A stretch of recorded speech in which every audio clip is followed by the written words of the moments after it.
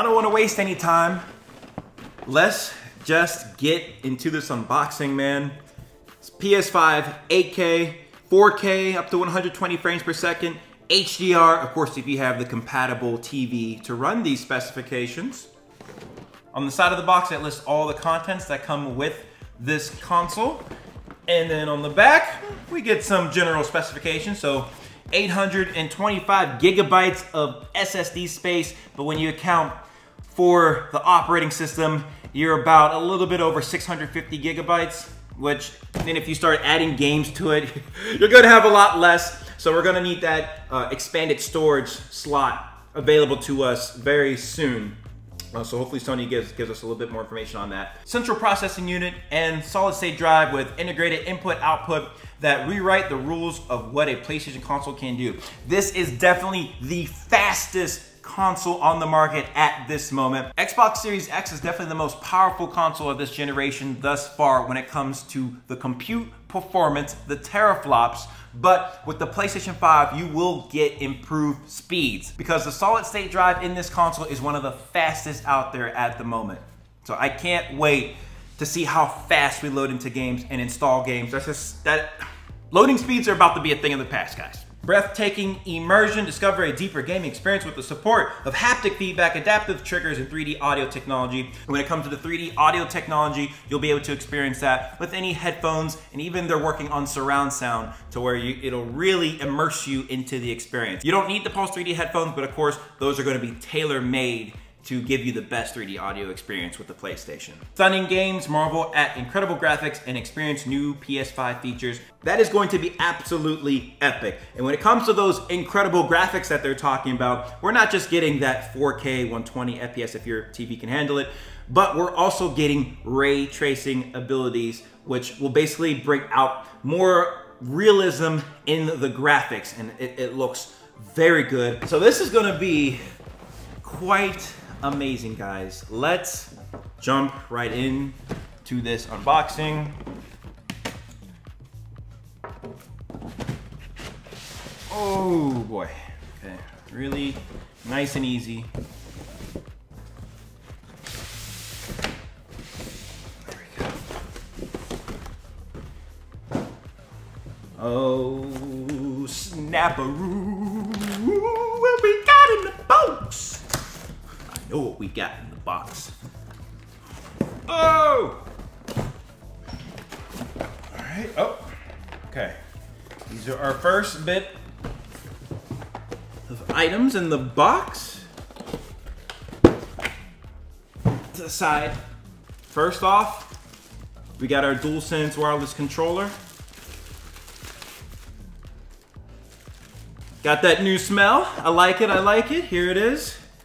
Very solid controller. I now have two of these things now, which I might add, with my lack of use with that controller, it's already starting to get a little bit dirty on the back. So I'm looking forward to seeing some different colorways and variations of this controller.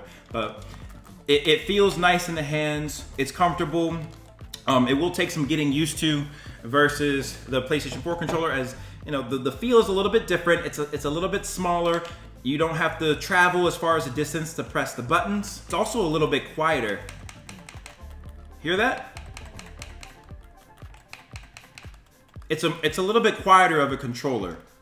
So that's nice as well. All right, what do we have next? We have the power cable, no brick, which is nice. Some manuals. And we have the base right here. Let's take a look at that real quick. Yep, there it is. I really like the way it looks straight up and down, so I'm gonna try to configure it in that manner.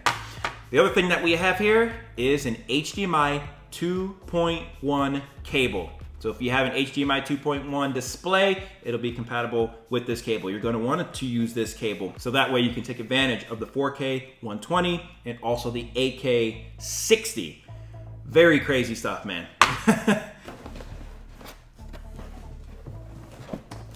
Go. I really just can't believe this is in my house. Day one. Day freaking one. I've never been involved with a day one console release. And I've had all the PlayStation since PS2, but I've never gone crazy and done a day one release, and it is freaking exciting, man. Wow, just unravel yourself. It's okay, baby, you're here to stay. You're with me now. Look at all scrunches! Look at this! Oh my God. Here it is, man. I feel like I'm in a simulation right now. Like, is this real? Like, how do we get from June, July to now? I'm one of the first people to have it too. Just insane. I can't wait to get on this. See the graphics, see the speed, man. It does have some weight to it, but you know, I lift, so it ain't that heavy for me. Check out the back. 2 super speed USB-A slots, Ethernet, HDMI, power. On the front, got a USB-C, super speed USB-A. And we got our disc eject button on there and power button as well. I would say very minimalistic, modern design. This is amazing, guys. I like the texture of the plates, which can be replaceable if you want to get some updated designs. And I almost forgot we do have the optical disc drive. There's one thing I didn't get out of this box, and that was the USB-A to USB-C cable, and this is gonna be for the controller so you can sync it up with the console. What I'm trying to do now is find the screw that goes into this base so I can put the thing on. Remove the screw from the bottom of the base. Oh, there it is, guys. It's literally hidden. It's hidden within the base itself. You have to, in case you get the console, you have to spin it. You have to spin the base, and then it'll be hidden right here. See if I can screw it in with this tiny screwdriver. Looks to be working. All right, we're set, guys. Unboxing complete. Let's go ahead and set this bad boy up. Come to the setup. You hefty boy. This is the spot I decided to go with. I got this black monitor stand. I think it's a nice spot. It's out in the open, has nice air circulation. It's gonna be perfect, I'm hoping. Now I do use the Elgato HD60S Plus to record gameplay. This will be compatible with this console as long as I'm not doing anything over 60 frames per second. I won't be able to use the capture card right off the bat. I'll need to set the console up and then turn off the HDCP mode. And then I'll be able to use this capture card with the console once I get everything up and running. Okay, it looks good. Let's power it on. I think this bottom one's the power button.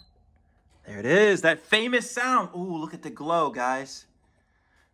Ooh. Wait, there's the first animation. I was going to grab the controller. Boom. First thing we have to do is sync up the controller with the console.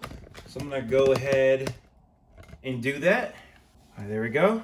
Home button. There we go. Now we can select our language. The circle should fill the screen without showing black borders. Yeah, looks good. If you have a game disc, insert it now and we'll install it while you continue with setup.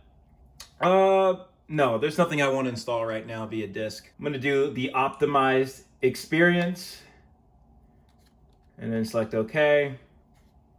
Agree, confirm, and yes, I want to set up with the PlayStation Network features.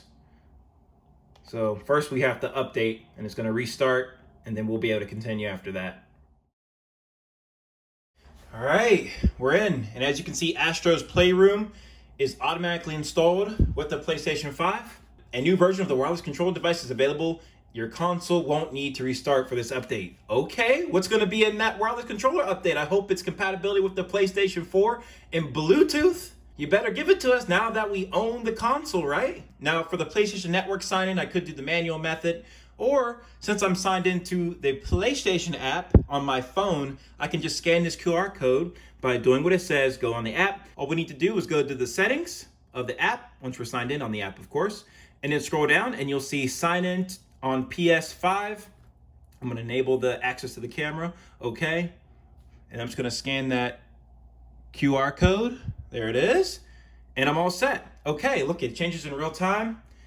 And I'm signed into my PlayStation Network account on this console. For the privacy options, I think I'm gonna go with Team Player. I mean, you guys know my name anyways, I don't really care, but I think I like the Team Player option and apply that. Data collection. Nah, I don't like my data being collected. That's all right. Set a passcode, but I'm the only one that uses this console for the most part, so I'm probably not gonna set up something like that. Two-factor authentication, that just provides the extra layer of security. So you have the password, and then you gotta also add in the code from the Authenticator app to really verify that it's you. I'm gonna not do this right now. I'll put in a phone number. My number was just verified. On the next screen here, it's family on PlayStation. Pretty good feature if you have multiple people using the accounts and you have kids and stuff like that. Download one of your games. Of course we're gonna download Fortnite, of course. Quickly finish configuring your PS5, bringing over your users' games and save data from your PS4. Make sure your PS4 is turned on and both your PS4 and PS5 are connected to the same network. All right, turning my PlayStation 4 on. See if this works. I just set my PS4 out of the Ethernet LAN mode and it's in Wi-Fi mode now. So it should work. There we go, it found it. Press the power button on the PS4 for 1 second until it beeps. And just for reference, this is what we see on the PlayStation 4 when doing the data transfer. All right, transfer is almost complete. I did have the option before this screen to specifically select what kind of data I want to transfer over, such as accounts, save data, the games you wanted. All those were options for data I could have transferred over from the PlayStation 4. Doing another restart. Okay, here we are.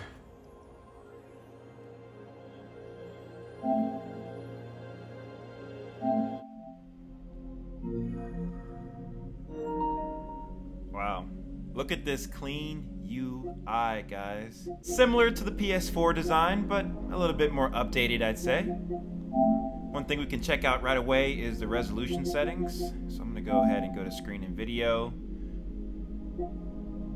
Let's see, video output information. Yep, we're at 60 hertz at 4K.